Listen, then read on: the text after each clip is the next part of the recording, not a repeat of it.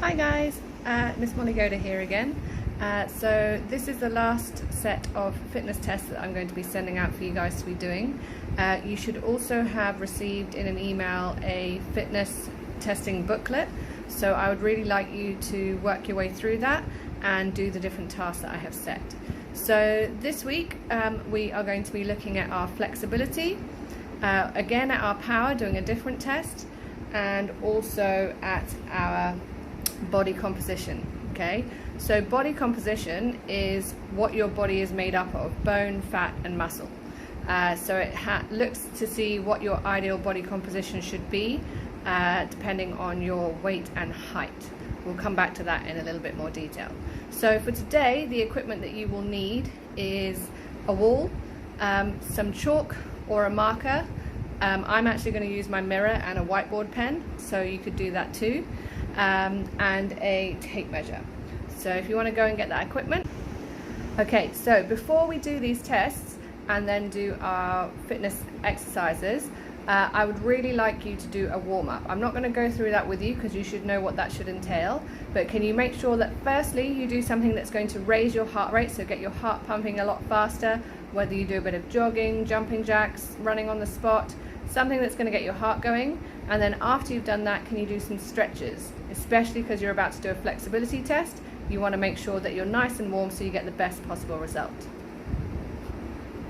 So the first test we're going to look at is your flexibility test. There are lots of different flexibility tests that we can do, but we're going to do the trunk rotation test for today because that involves the least amount of equipment. So you are going to need to use a wall and either use some chalk, or I've got a whiteboard marker pen, and draw a line down the middle of your wall, or where you're going to be in the middle. You're then going to stand with your back to your line, hopefully in the middle, and you want to be about an arm's length away from the wall. Okay? You're going to keep your feet shoulder width apart. You're going to put your hands out in front of you parallel to the floor, and keeping your feet still, they can't turn. You can turn at your knees, your hips, your shoulders go all the way around to the point that you can reach. Okay? And then you measure your distance to the middle line. So that is about 35 centimeters. Okay, if you get a score, if you get a score that's in front of the line, so as you're turning around before, that's a negative score. And if you get one that's past the line, that's a positive score. That's what we're looking for.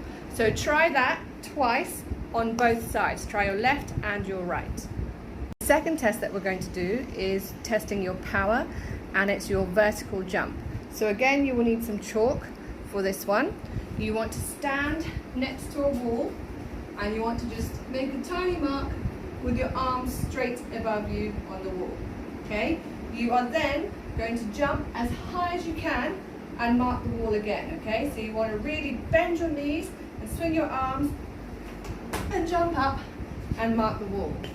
You will then measure your distance between your top mark and where you started and work out how high you managed to jump. Okay, so if you have a go at that, have 3 goes, say, and get your best result. Right, your last test is testing your body composition. So this test is called your BMI. It stands for Body Mass Index.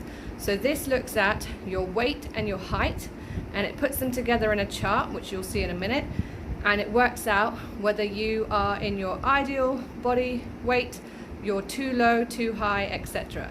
Now, I don't want you to take this one too seriously, because if you are an athlete and you play a sport, it's quite likely that it will be inaccurate because it doesn't take into account your physique. So for example, if you're a rugby player, you're going to be a lot more muscly than maybe the average person, and you will probably come out as being obese on this chart when you're not.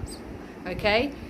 If you are a long distance runner, you'll probably come out on this chart as being underweight, but again, you're not, because you're in your peak physique for your sport.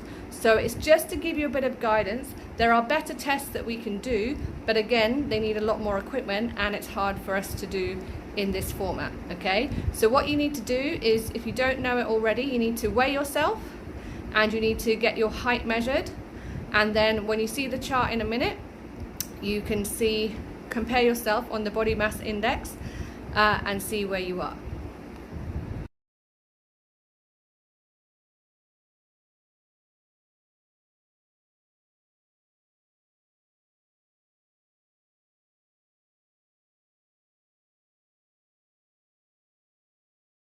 Okay, so hopefully you've managed to do all those 3 tests and you've written down your results. If you've got your workbook that I've sent, even if you can't print it out, you could maybe draw out the table and you can fill in all your results from the past few weeks as well as today's results. That will be your test 1, and then maybe in a few weeks time we'll redo those tests and see if we've managed to improve in our fitness in those different areas. So the exercises that we're going to do today, the method of training, is called AMRAP, A-M-R-A-P, and it's basically stands for as many reps as possible. So you need to go as hard and as fast as you can for the amount of time that you're going to work for. Okay, so this is going to be a really short, quick workout. You're going to work for 6 minutes straight without a break at all, and you've really got to go for it. You're going to do 5 hand release drop push-ups. I'll show you these in a second. You're going to do 10 pop squats and 10 star jumps, and then repeat, and you just keep going as many times as you can in 6 minutes, and you want to try and see how many laps you can do within those 6 minutes, and then maybe later on in the week see if you can repeat it and try and get more laps completed in those 6 minutes. Okay, so the first exercise is your hand release drop push-up. So you're going to do 5 of those. So it's a bit like a burpee. You're going to put your hands down, jump your legs out, go down to the floor, lift your hands up, and jump back in. But you're going to try and do it as quick as you can. Okay, so you're going to do 5 hand release drop push-ups, and then you're going to do 5 pop squats. So basically you're going to squat, jump in, and out.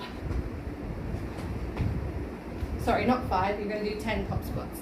And then you're going to do 10 star jumps. So really simple, legs in and out, 10 of those. Then you go straight back into your drop push-ups, pop squats, star jumps. And you repeat that for 6 minutes. You just keep going for as long as you can. In a second, the routine will come up, so you can pause the video here and then you can get going.